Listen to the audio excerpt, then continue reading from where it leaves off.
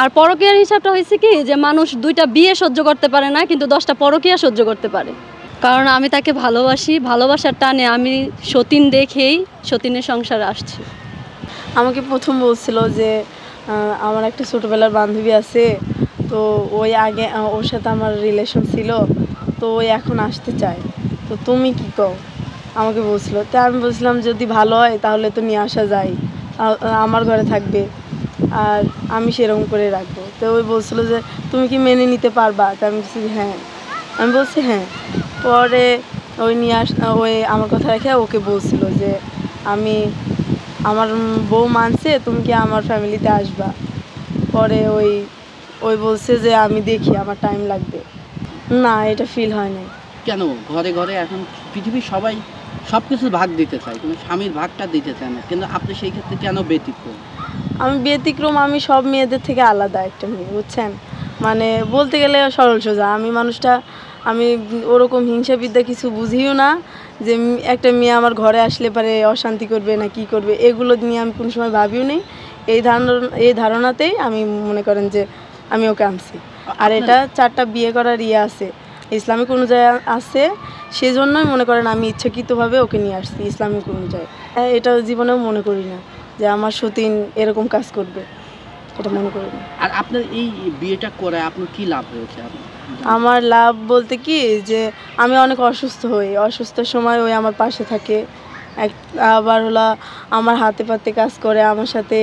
আমি একান্ত বেড়াইতাম আগে, তো আমার স্বামী সময় পায় না, আমার একা একা বাজার করা লাগে, সেই টাইমটুকু ওর সাথে করে বাজার করি।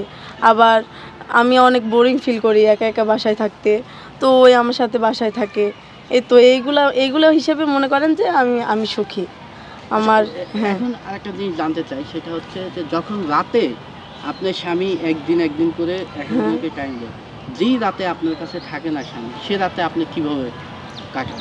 সে রাতে আমি কীভাবে কাটাই বলতে গেলে মানে আমি তো একটু তাড়াতাড়ি ঘুম আসে, আমি একটু ঘুম পাগল, বুঝেছেন? তো আমি ওই রাতে তাড়াতাড়ি ঘুম আসে যাই, ওটা বোঝেন নাই, ঘুম আসে যায়। আমরা সবাই জানি পৃথিবীর সব মানুষ সব কিছু সহ্য করতে পারে, নিজের স্বামীকে অন্যর কাছে বা অন্যর সঙ্গে থাকবে এটা কখনোই কেউ সহ্য করতে পারে। আমি মনে করি কি বুঝছেন যে হলো আমার সাথে সারাটাক্ষণ ওই আমার সাথে কাজ করতেছে, আমার সাথে মিশতেছে, আমার সাথে চলতেছে, ফিরতেছে, খাইতেছে, সব সময় তো আমার সাথে। আর 6 ঘন্টা নাই হলো 12 ঘন্টায় ধরেন, সে একান্ত আমার স্বামীকে দিলে তো আমার কোনো যায় আসে না, কারণ আমার টাইমটুকু এই যে আমি অসুখ বিসুখ থাকি, সেই কিন্তু আমাকে টেক কেয়ার করতেছে। এই টেক কেয়ারটা কিন্তু ঢাকা শহরে কেউ করবে না আমার জন্য, আমাকে করবে কেউ করবে না, তো ওই করতেছে। ওই যদি আমার জন্যই মনে করেন এতটুকু করে, আমি এটুকু আমার কাছে কিছুই না, এটুকু কিছুই পড়ে না আমার কাছে, আমি এটুকু করতে পারবো ওর জন্য। না, আমাদের ফ্যামিলির ভিতরে এসব কোনো কিছু হয় না, আমরা দুইজন একবারেই মিল, বোন বান্ধবী বেস্ট ফ্রেন্ড 3টেই, আমার এর ভিতর কোনো ক্যাসাল নেই। এই যে আসছে সংসারে আসছে এ পর্যন্ত কোনো ক্যাসাল নেই। কত বছর হয়েছে? এই 1 মাসের বেশি হয়েছে আমাদের ফ্যামিলির ভিতর ঢোকা। 1 মাসের মধ্যে কি তার গুণাগুণ পেয়েছেন আপনি? সত্যি কি গুণাগুণ বলতে কি আমার অনেক টেক কেয়ার করে, ওই আমার অনেক টেক কেয়ার করে। আবার মনে করেন যে আমার পাশে হাতে পাতে কাজ করে। আমি পুরা ডিটেলসে বলি, কারণ আমার সংসারের অর্ধেক কাজই ওই করে, অর্ধেক কাজই ওই করে, খালি আমি রান্নাটুকু করি, এই রান্নাটুকুই আমার কাজ। আর গোটাল মনে করেন যে কাজ আছে সত্যিই ওই করে আমার কাজগুলা, এইগুলো থেকে আমি মনে করেন যে আমার কাছে আমি হ্যাপি। আপনার কি কোনো সন্তান আছে? হ্যাঁ, আমার একটা সন্তান আছে। কিভাবে দেখে? সে মায়ের মতনই দেখে, সে আমার ছেলেকে অনেক আদর করে, সে অনেক টেক কেয়ার করে, সে গোসল করায়, সে খাওয়া দাওয়া দেয়, সে ঘোরায়, মানে তার উপরেই সব কিছু। আমাদের 3জনে ওই মেনটেন করে, আমি ওদের 3জনকে মেনটেন করি, এরকম করে সবাই একসাথে মিলেছিলে চলে আসে। আসলে আমার বিয়ে করার কোনো ইচ্ছাই ছিল না, তো ছোটোবেলায় ওর সাথে রিলেশন ছিল, ওর আগে একটা বিয়ে হয়েছিল অন্য জায়গায়, বিয়ে হওয়ার পরে ওইখানে ডিভোর্স হয়ে যায় কোনো কারণে, অনেক মানে ছেলেটা ভালো ছিল না, তো এই জন্যই মনে করেন ওইখান থেকে ডিভোর্স হয়ে যায়। ডিভোর্স হয়ে যাওয়ার পরে ও বিয়ে বসবে এরকম ওর মানসিকতা ছিল না, তো হঠাৎ করে অনেক বছর পরে ও নিজে আমাকে নক দিছে। নক দেওয়ার পরে কথা বলতে বলতে ভালো লাগা সৃষ্টি হয়েছে। পরে আমি আমার ওয়াইফকে জানাইছি যে ছোটোবেলায় আমার একটা বান্ধবী ছিল, আমার ক্লাসমেট, আমরা একই এলাকায় বড় হয়েছি, তো ও আমাদের ফ্যামিলিতে আসতে চাচ্ছে বা আমি আনতে চাচ্ছি, তুমি কি বলো? তো বলছে আচ্ছা ঠিক আছে আমার সাথে কথা বলে দাও, যদি নিব না হয় নিব না কেন, অবশ্যই নিব।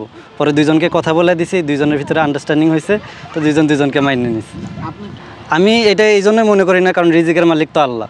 এই জন্যে ও যেহেতু আমার ঘরে আসতেছে, আল্লাহ ওর রিজিক দিয়ে ওরা আমার ঘরে পাঠাইতেছে। আর সবচেয়ে বড় কথা, আমার যদি এখন 4টা মেয়ে থাকতো, আমি কি ওই মেয়েগুলোরে পালতাম না?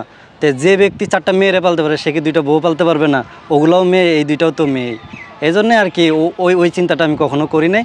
আমি যা খাই ও তা খায়, ও তা খায়, সবাই মিলে দিলে একসাথে। অনেক না এরকম না, আমরা যেটা রুলস করে নিছি একদিন করে, এটার বাইরে ওরা কখনো যায় না, এই পর্যন্ত যায় না আর কি। তো ভবিষ্যতে কি এরকম থাকবে? ভবিষ্যতে আসলে এটা আমাদের বলেই নেওয়া আছে শুরুতে, যে এর ব্যতিক্রম আমরা করব না কখনো, যত যাই হয়ে যাক। আর অসুখ বিসুখের বিষয়টা অন্যরকম, দেখেছে ও একটু অসুস্থ, তখন ওর সাথে নিয়ে ওর সেবা করি, ওইটা হিসাব আলাদা। কিন্তু এমনি নর্মালি আমরা এই নিয়মটা মেনটেন করে চলি, যাতে করে আমাদের ফ্যামিলিতে প্রবলেম না হয়। আপনার ফ্যামিলিতে কি কি সমস্যা হয়েছে একটু জানতে চাই। আমার ফ্যামিলি থেকে তেমন কোনো ঝামেলা হয় নাই, যেহেতু আমার বাবা নেই, আমার মা আছে। বাবা অনেক আগে মারা গেছে, তো এই জায়গা থেকে আমার মা আর কি তেমন কিছুই করে নাই, ঝামেলা করে নাই, বলছে ছেলে করছে আর কি করব। আর ওর ফ্যামিলি থেকে সবাই মেনে নিছে, মানে আমার বড় বউর ফ্যামিলি থেকেও মোটামুটি সবাই মেনে নিছে। কিন্তু ছোটো বউর ফ্যামিলিতে একটু ঝামেলা হচ্ছে, তো ইনশাল্লাহ তারাও হয়তো অতি শীঘ্রই মেনে নেবে। আপুর কারণ আমি ওর অনেক ভালোবাসি। ওর যদি আরও 10টা বউ থাকতো তাও আমি আসতাম, কারণ আমি দেখে শুনে আসছি যে ওর বউ আছে, বাচ্চা আছে, আমি সব কিছু মাইনেই আসছি। একটা সিঙ্গেল ছেলের কাছে গেলে যে আমি সুখে থাকতাম তাও কিন্তু গ্যারান্টি নেই।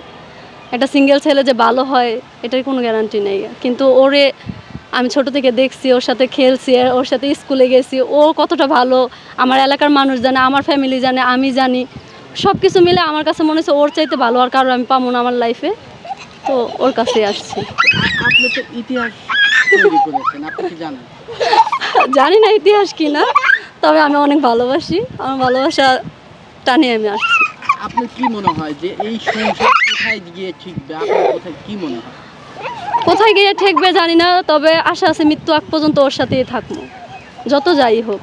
যে কখনো যদি আপনার এই সতীন বলে আমার ছেলে আছে আমি আবেগে পড়ে তোকে নিয়েছিলাম, আমার হচ্ছে হাজবেন্ড বলেছিল, ওই মুহূর্তে আপনি কি করবেন? ওর পায়ে ধরে আমি থাকবো। আপনাকে যদি না রাখতে চায় তখন আপনি কি করবেন? যত যাই হোক আমি তো থাকবোই, ওটা আমার সতীনের পায়ে ধরে হোক, হাতে ধরে হোক, যেমনি হোক।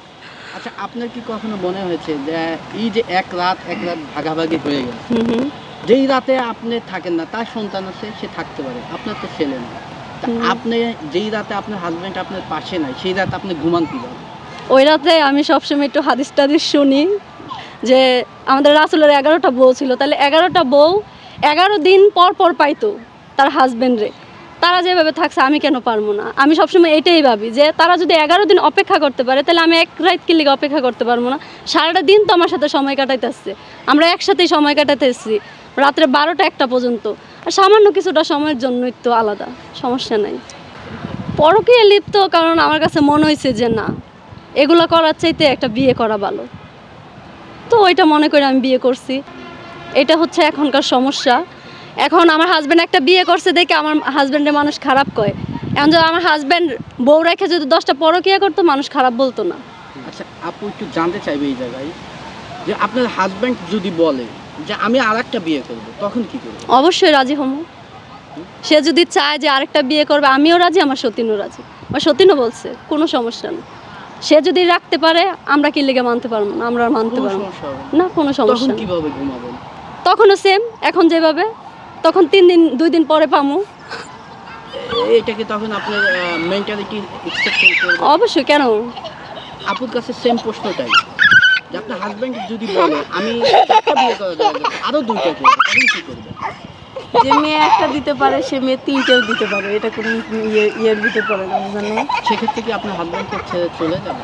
না না, এটা যদি অসম্ভব। 10টা বিয়ে করে আমি কাকুলি আমি এখান থেকে নড়বো না, ওর জায়গাতেই থাকবো। তার মধ্যে কি আছে একটু জানতে চাই। তার ভিতর কি আছে তা জানি না, কিন্তু আমি ওকে ভালোবেসে বিয়ে করছিলাম, এটা সত্যি।